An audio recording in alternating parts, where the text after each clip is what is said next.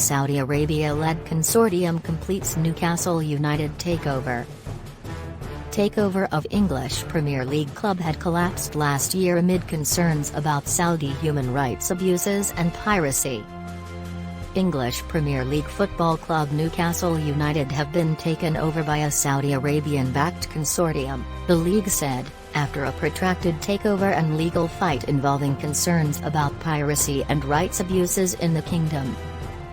The Premier League, Newcastle United Football Club and St James Holdings Limited have today settled the dispute over the takeover of the club by the consortium of PCP Capital Partners and Airbase Sports and Media, the Premier League said in a statement on Thursday.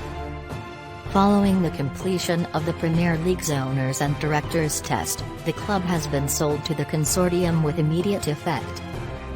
The £300 million, $409 million, takeover by the Saudi Public Investment Fund collapsed last year over concerns about how much control the kingdom's leadership would have in the running of Newcastle amid concerns about Saudi human rights abuses and the pirating of sports rights.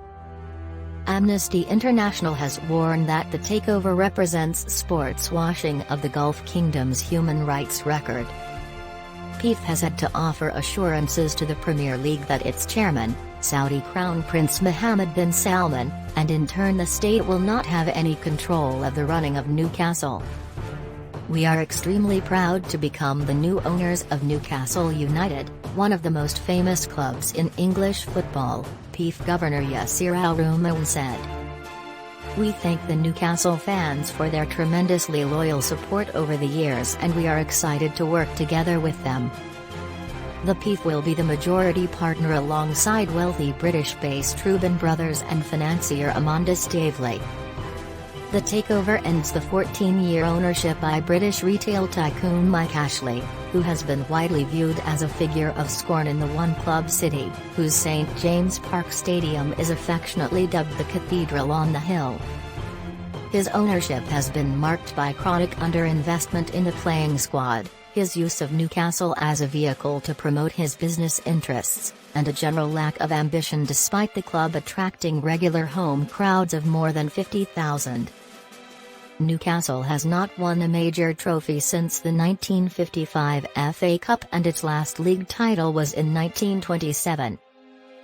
The North East English club will be seeking a transformation in the same manner enjoyed by Manchester City in 2008 after its takeover by another Middle Eastern entity, Abu Dhabi. Stavely, who brokered the City takeover, is also fronting the Saudi takeover of Newcastle. It is 4 years since Stavely attempted to buy Newcastle. The most recent bid collapsed last year amid legal battles. A key impediment to the takeover was the piracy in Saudi Arabia of sports broadcasts by Qatari-owned buying, including of Premier League games. Saudi Arabia declared buying illegal in 2017 as the nation launched a wider economic and diplomatic boycott of Qatar alongside the United Arab Emirates and Bahrain over accusations Doha supports terrorism. Qatar vehemently denied the allegations. The dispute was resolved in January. It was reported on Wednesday that Saudi Arabia was set to lift its ban on buying and had also promised to close pirate websites. The ban had led to a piracy operation, which the World Trade Organization said was facilitated by the Saudis, rebroadcasting buying feeds via a renegade buyout queue service. The Premier League was among the sports organizations that protested against the pirating of its games by the Saudi-linked operation. That contributed to the world's richest football league being unable to approve a takeover of Newcastle last year by the PIF. Newcastle was challenging the Premier League's decision not to approve the takeover at a competition appeals tribunal whose latest hearing was last week. Amnesty International wrote to league chief executive Richard Masters to say the takeover could be exploited by Saudi Arabia to cover up deeply immoral breaches of international law, citing human rights violations and the role of the Crown Prince.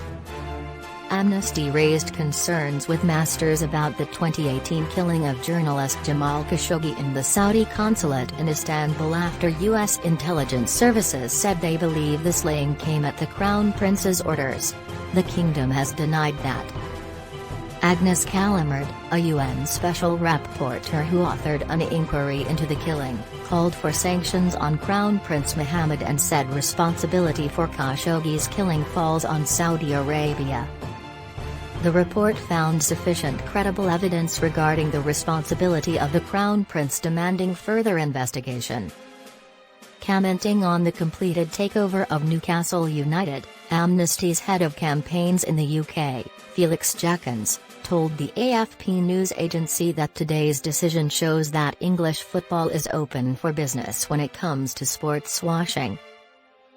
Ever since this deal was first talked about, Amnesty have said it represents a very clear attempt by the Saudi authorities to sports wash their appalling human rights record using the glamour of the Premier League.